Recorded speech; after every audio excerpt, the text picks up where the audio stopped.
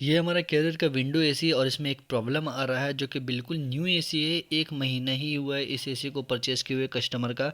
और इसमें एक प्रॉब्लम आ रहा है। प्रॉब्लम हमारा ये है कि इसमें जो फ़ैन मोटर होता है जिसके थ्रू हवा का फ्लो आता है, कूलिंग करता है, वो मोटर चल ही नहीं रहा है। अब क्यों ये चल नहीं रहा है, इसका कारण बहुत सारा हो सकता है, नॉर्मल भी हो सकता है, बड़ा भी कारण हो सकता है।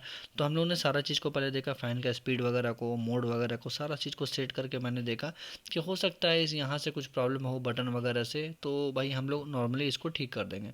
तो सारी चीज़ को मैंने चेक करने के बाद ये नोटिस किया कि इसमें बटन वगैरह का कोई इशू नहीं है, सारा चीज़ सही सेटअप है।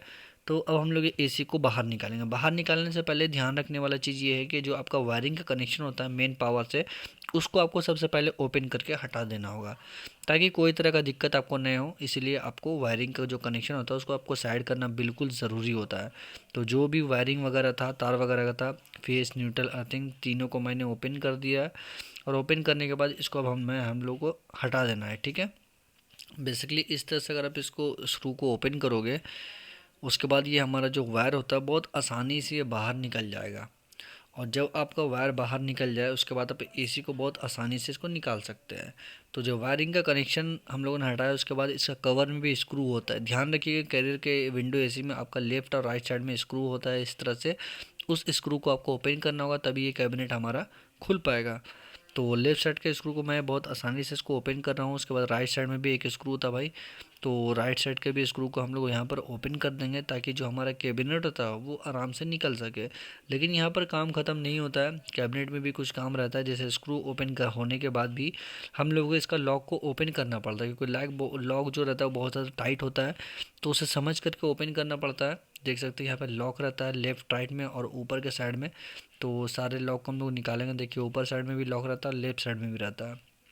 तो स्क्रू को हम लोग बहुत आसानी से इसको निकालना, ये सॉरी स्क्रू को मैं बोल रहा हूँ, लॉक को इसको बहुत अच्छे तरीके से निकालना पड़ता है सावधानी से कि लॉक इसका टूटे नहीं, डैमेज ना हो और आराम से ये कवर निकल सके। थोड़ा समय दे करके इस कवर को आपको ओपन करना पड़ेगा। तो ये हमारा कवर नॉर्मली यहाँ पर बस ओपन हो ही गया है। अब इसको लॉक को मैं नोटिस कर रहा हूँ कि और किस जगह पे लॉक रहेगा। तो राइट का सिर्फ हमारा लॉक बचा हुआ, बाकी अंदर में कोई तरह का स्क्रू नहीं था क्योंकि बहुत सारे एसी के विंडो एसी में आपको अंदर में भी स्क्रू मिल जाता है देखने के लिए। तो यहाँ पर मुझे इस तरह का स्क्रू नहीं दिखा। बहुत नीचे का ओपन हो चुका था, लेफ्ट साइड का भी लॉक खुल चुका था, ऊपर का कुछ लॉक बाकी है। तो चलिए हम लोग उसको ओपन कर देंगे और ये हमारा बहुत आराम से निकल चुका है, देख सकते हैं कवर। ये कैबिनेट हम लोग निकालने के बाद हम लोगों का दूसरा प्रोसेस होता है कि हम लोग को आउटडोर यूनिट जो अंदर का मेन पार्ट है उसको हम लोग को आगे की साइड में टानना है, ठीक है। टानने से पहले मैं ये नोटिस कर रहा हूँ कि जो हमारा ब्लोअर नहीं चल रहा है हवा का फ्लो के लिए, उसको मैं एक बार घुमा करके चेक कर रहा हूँ। तो घुमा करके ये बिल्कुल फ्री है भाई, ऐसा नहीं है ब्लॉक हो चुका है, जाम है, ऐसा कुछ कंडीशन नहीं है क्योंकि आपको भी इस तरह से चेक करना ज़रूरी होता है। तो मुझे ये क्लियर दिखा। अब हम लोग अंदर का कंडीशन देखेंगे। तो मैं यहाँ पर जब एसी को निकाल रहा था मैं नोटिस किया कि भाई ये एसी नहीं निकल पा रहा है। ऐसे बहुत सारे एसी आराम से निकल जाते हैं लेकिन कैरियर एसी इस तरह से नहीं निकलता। आप इसका जितना भी कोशिश करोगे हर एंगल से, हर तरीके से, तो ये हमारा जो एसी रहता है वो बाहर के साइड नहीं आएगा। इसका रीज़न है, रीज़न बेसिकली क्या है वो आप लोग को अभी आगे वीडियो में समझ में आएगा। तो मैं आप लोग को सब कंडीशन दिखा रहा हूँ कि किसी तरह से भी आप कोशिश कीजिएगा तो ये आपका एसी बाहर नहीं आएगा, वो कैबिनेट से अटैच ही रहेगा। तो कैबिनेट से अटैच रहने का मतलब हमारा ये है कि इसमें इस तरह से ये एसी नहीं निकलेगा आप लोगों को। इसमें दूसरा आपको दिमाग लगाना पड़ेगा। दूसरा जो दिमाग हमारा होता है वो स्क्रू का होता है। राइट साइड में स्क्रू है, देख सकते हैं यहाँ पे, और लेफ्ट साइड में भी सेम इसी जगह पे स्क्रू देखने को मिल पाएगा।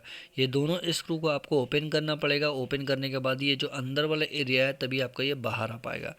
तो ये चीज़ आपको ज़रूरी है, ध्यान में रखना पड़ेगा। कभी भी आपका कैबिनेट बाहर नहीं आता है, मतलब अंदर का एरिया, तो आपको स्क्रू को ओपन करना पड़ता है। बेसिकली इस चीज़ को आपको ध्यान में रखना पड़ेगा। अब देखिए इसको मैं निकालूंगा तो बहुत आसानी से निकल पा रहा है, देख सकते हैं आप यहाँ पे, क्योंकि इसका स्क्रू ओपन हो चुका है, बॉडी से अटैच नहीं है। अब यहाँ पे निकालने के बाद मुझे ये देखना था, हो सकता है तार शॉर्ट हो, तार का कनेक्शन चूहा वगैरह काट दिया होगा, मतलब कोई भी कंडीशन हो सकता था। तो मैंने सारा एरिया को चेक किया, अंदर का कंडीशन को, अंदर के एरिया को, तो मुझे इस तरह का प्रॉब्लम मुझे नहीं दिखा। वायरिंग वगैरह बिल्कुल फ्रेश था, तार वगैरह सही था, कोई तरह की इसमें दिक्कत नहीं है। अब जो मेनली जो इसमें प्रॉब्लम आ रहा था, ये इसमें मोटर में लाइन आ रहा है। लेकिन वो क्या है कि धीमे धीमा साउंड उसमें आ रहा है हल्का हल्का, लेकिन मोटर हमारा चल नहीं रहा है।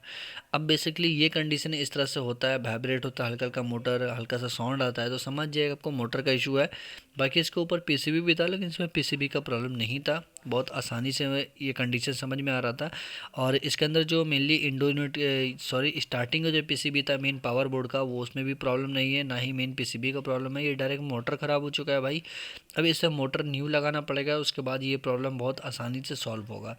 देख सकते हैं इस तरह कुछ कंडीशन आपको मोटर का देखने को मिल पाएगा। ये पूरा का पूरा मोटर चेंज होगा, और मोटर चेंज होने के बाद ये प्रॉब्लम बहुत आसानी से सॉल्व होगा। तो इस तरह कंडीशन कभी भी आपका साथ होता है, न्यू एसी रहता है या फिर ओल्ड एसी रहता है, आपका फ़ैन मोटर नहीं चलता है, तो आपको ओपन करने करने के बाद आपको बारीकी से हर चीज़ को चेक करना होगा, उसके बाद ये प्रॉब्लम सॉल्व।